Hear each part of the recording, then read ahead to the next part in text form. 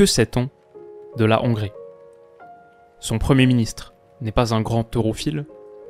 Pourtant, sa superbe capitale est un haut lieu du tourisme continental. Son plat national est un ragoût rustique de berger, mais son exportation culinaire la plus célèbre est ce vin blanc sucré, chéri des rois de France. Entre Viktor Orban et Budapest, du goulash au tokaï, ces asymétries éclairent l'équation hongroise, des termes qui ne sont pas choisis au hasard. Champion mathématique dès le plus jeune âge, détenteur d'une histoire scientifique brillante, la Hongrie est un pays d'inventeurs, qui a donné au monde la vitamine C, le stylo à billes, le Rubik's Cube. Sans surprise, cette culture créative a aussi infusé le football. Et celui que l'on pratique aujourd'hui doit beaucoup aux Hongrois. Pourquoi ?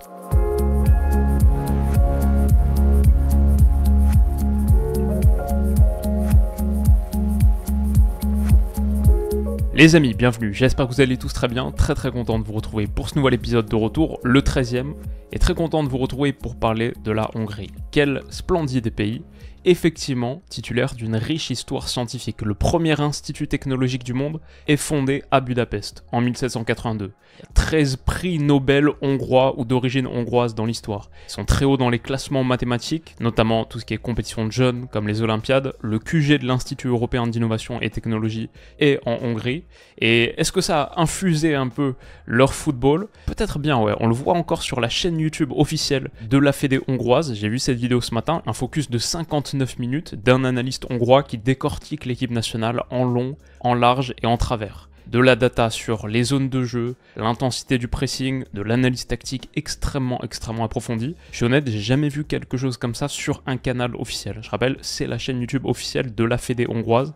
Franchement, j'ai vu cette vidéo, j'ai regretté de ne pas parler hongrois. Mais ouais, immense pays de foot, on le voit je trouve avec des trucs comme ça. Et après on le voit avec leur riche histoire. On avait fait une vidéo il y a quelques années, une des premières de la chaîne, sur le foot hongrois des années 50. C'est effectivement leurs années glorieuses. Bozic, Kocsis, Ideguti, Puskás, le carré magique hongrois qui forme la base du 11 d'or de Gustav Sebes, un des grands entraîneurs de l'histoire, un des pionniers, un des premiers penseurs du foot total et un football victorieux. En 52, il remporte la médaille d'or aux Jeux Olympiques, extrêmement important à l'époque, plus qu'aujourd'hui. En 53, l'année d'après, ils humilient l'Angleterre à Wembley 6-3. C'est la première défaite à domicile de l'histoire de l'Angleterre, comme j'en ai beaucoup parlé dans mes vidéos. C'est un match qui renverse un peu l'ordre cosmique du foot à ce moment. C'est un véritable tremblement de terre. Entre 50 et 56, sur cette période, la Hongrie joue 50 matchs, ils en perdent qu'un seul. Alors, malheureusement pour eux, ce match perdu, c'est la finale de Coupe du Monde 1954, qu'ils perdent contre l'Allemagne de l'Ouest 3-2 après avoir pourtant mené 2-0. C'est le fameux miracle de Berne. Ça nous donne un des deux plus beaux perdants d'une Coupe du Monde, les Pays-Bas en 74 bien sûr, et il y a aussi la Hongrie en 54. Et ils ont fait 2-3 belles choses après, à l'Euro, des demi-finales en 64, en 72, puis le grand vide. Et après récemment, on a revu les Magyars sur le devant de la scène. L'Euro 2016 en France, où ils reviennent, ils sont une des équipes un peu sensation de ce tournoi, parce qu'ils terminent à la première place de leur groupe. Ils battent l'Autriche sur leur premier match 2-0, dans un match Autriche-Hongrie, chargé de signification historique. Islande ensuite, match nul. Et enfin, une des rencontres de cette compétition, le 3-partout contre le Portugal. Cette Hongrie avait vraiment marqué les esprits. C'était aussi la Hongrie de Gabor Kiraly, qui lui aussi avait marqué les esprits pour son style très caractéristique. Ça, c'était 2016. Et en 2020/2021, ok, ils finissent pas à la première place du groupe, ils finissent dernier, mais c'était dans le groupe de la mort France, Allemagne, Portugal. Ils perdent le premier match contre le Portugal, avec des buts encaissés vraiment en toute fin de match. Guerreiro 84, 87, 92. Contre la France, match nul, on revient un peu à la fin aussi avec un but de Griezmann. Et contre l'Allemagne, ils sont à 5 petites minutes d'arracher la qualif. Encore une fois, avec ce but de Leon Goretzka, ils sont frustrés, encore une fois dans leur histoire, par les Allemands. Et bon, ils auront l'opportunité de se venger cet été, en Allemagne encore une fois. Ça va être fascinant, leur groupe est très intéressant, on y revient. Et donc voilà pour l'histoire hongroise, une sélection qui à l'Euro nous offre toujours des moments brillants. Je vous propose, pour boucler la partie historique, une question que je vous avais déjà posée dans l'épisode hongrois à l'époque, il y a 3 ans. Quel est le seul joueur hongrois de l'histoire à avoir remporté le Ballon d'Or? Je vais vous donner 5 secondes. Et si vous avez répondu intérieurement Puskás, non, pas Puskás, c'est Florian Albert, en 1967, l'empereur de Ferencváros. Peut-être le lauréat le moins connu de l'histoire. Donc voilà, vous l'avez, pour briller dans vos dîners mondains. Vous avez le Ballon d'Or 67, le seul Hongrois de l'histoire. Voilà pour le passé. Au présent, que donne cette Hongrie ?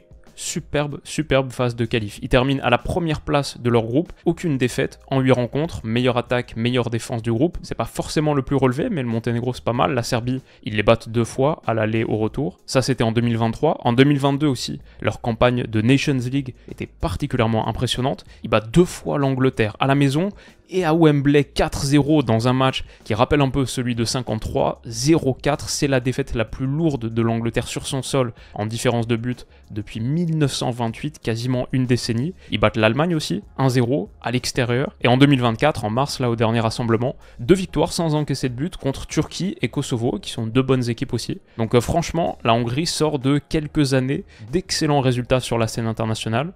Et ouais, ça nous met sur la piste d'une équipe qui est vraiment à surveiller de très près. Mais qui est-ce qu'il faut surveiller? À quoi ressemble véritablement cette équipe?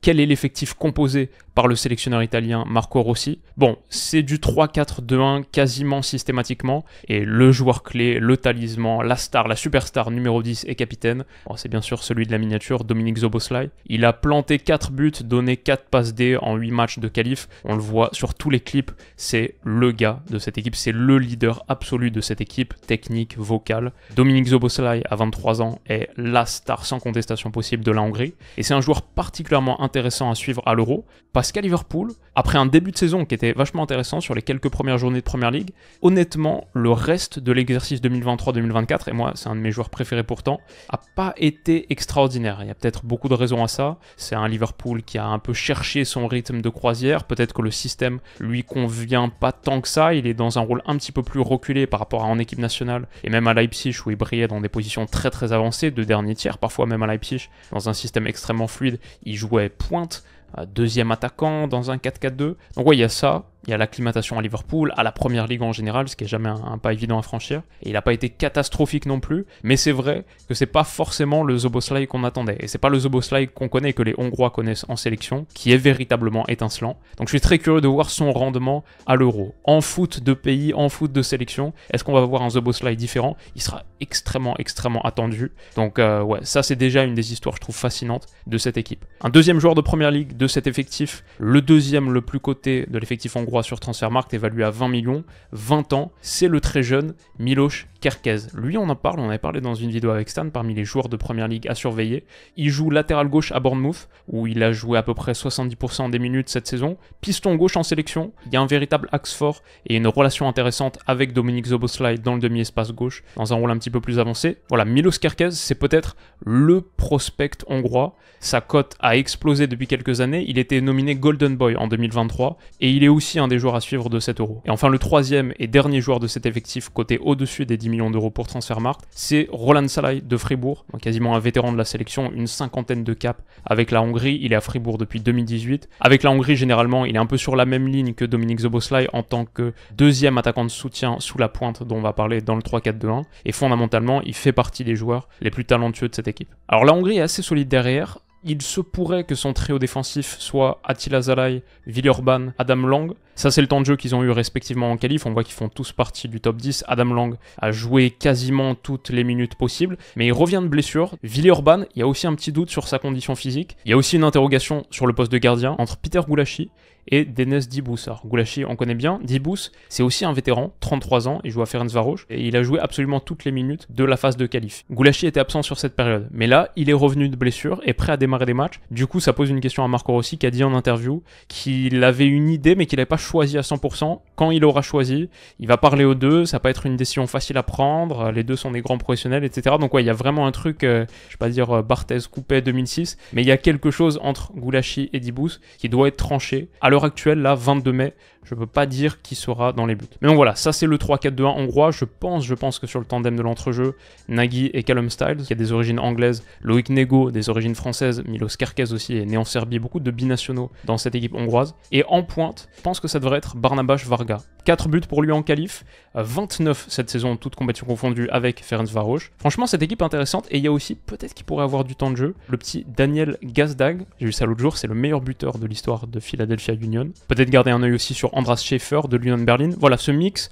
Angleterre, Allemagne, des joueurs locaux aussi, coaché par Marco Rossi, qui a une vraie expérience. Il est là depuis 2018, il est avec la Hongrie depuis 2018, mais avant ça aussi, il a passé 5 ans au Budapest Honvéd. Dans toutes les vidéos inside de cette sélection, je trouve qu'il y a une structure extrêmement professionnelle, du travail tactique approfondi. Et en 2016, en 2021 ou même en 2022, sur cette campagne de Ligue des Nations, les résultats qu'ils sont capables d'obtenir contre de très gros morceaux, je trouve, parlent sur leur qualité mentale. C'est une équipe extrêmement intéressante, qui honnêtement, dans ce groupe, a une vraie carte à jouer. Ça commence par la Suisse, tout de suite énorme match dans ce qui semble être le duel pour la deuxième place derrière l'Allemagne. C'est la Suisse à Cologne le 15 juin. Après, il y a l'Allemagne. Allemagne-Hongrie. Alors ça, on a parlé de l'histoire, finale de Coupe du Monde 54, la frustration de l'Euro 2021, Allemagne-Hongrie, régulièrement des top matchs, même récemment, ils se sont joués donc en Ligue des Nations, la Hongrie l'a emporté. Attention pour les Allemands. Et enfin, l'Écosse, qui semble être, on en a parlé dans notre épisode de retour, la moins bonne des 4, mais aussi intéressante. Les bookmakers voient la Hongrie loin derrière l'Allemagne, qui est pour la question qui atteindra les huitièmes de finale, l'Allemagne est favorite de toutes les équipes du tournoi, à égalité avec l'Angleterre à 1,02. On a la Suisse 1,50, Hongrie 1,65 et Écosse 1,75. Une sacrée bataille en perspective dans ce groupe. Et ouais, mon avis, c'est que je trouve cette Hongrie hyper intéressante. Il y a un peu de star power dans cette équipe, quant à Dominik Szoboszlai. Il n'y a pas beaucoup de nations de 10 millions d'habitants qui peuvent aligner un joueur de cette trempe. Il y a des prospects intéressants, on a parlé de Milos Kerkez, Gulashi s'y joue, Villeurbanne aussi, des vétérans de Leipzig. On a pas mal de joueurs de Bundesliga intéressants. C'est un immense pays de foot avec une sacrée culture foot, vraiment sous-estimée, capable de top résultats contre les gros, c'est pas pour rien. Et ils seront aussi poussés par les supporters de sélection les plus vocaux du continent. La Hongrie, extrêmement nationaliste, extrêmement patriote, c'est une des seules sélections à avoir des ultras, et ils seront très présents, comme ils l'étaient en phase de qualif. Le déplacement de la Hongrie au Monténégro par exemple en qualif, ils étaient là en nombre. Franchement ouais, équipe très intéressante à suivre. Dans le groupe de l'Allemagne, donc pour jouer le rôle de trouble-fête, comme ils étaient très proches de le faire à Munich sur la dernière journée d'Euro, comme ils l'ont fait en Ligue des Nations il n'y a pas longtemps. Avec Dominik Szoboszlai, est-ce qu'il peut retrouver sa forme hongroise ou celle du tout début de saison à Liverpool, celui qui est censé ouvrir la voie à ce pays? Mais cette Hongrie est bien rodée dans l'ensemble. Il y a peut-être un petit manque de talent, de qualité sur le banc, mais par contre son 3-4-2-1 est parfaitement peaufiné. Donc ouais, vraiment à suivre, les amis hongrois. Encore une fois, bien sûr, je remercie mon pote Lazar Van Parijs qui m'a aidé sur cet épisode, ça avait déjà été le cas sur la Serbie. L'autre jour, il était au resto et était juste à côté du sélectionneur Marco Rossi. Donc, sacrée coïncidence, et super gars qui fait un super travail, notamment du côté de Footballski, avec des articles en profondeur, une vraie analyse, notamment du foot hongrois. Je vous y réfère, je vous mettrai sa page en description. Et les amis, je vous remercie, vous, bien sûr, de votre présence. J'espère que ce 13e épisode de retour vous aura plu. Rendez-vous pour les 11 prochains. Et ça commence dès demain. Prenez soin de vous les potes, et on se dit à très vite. Bisous.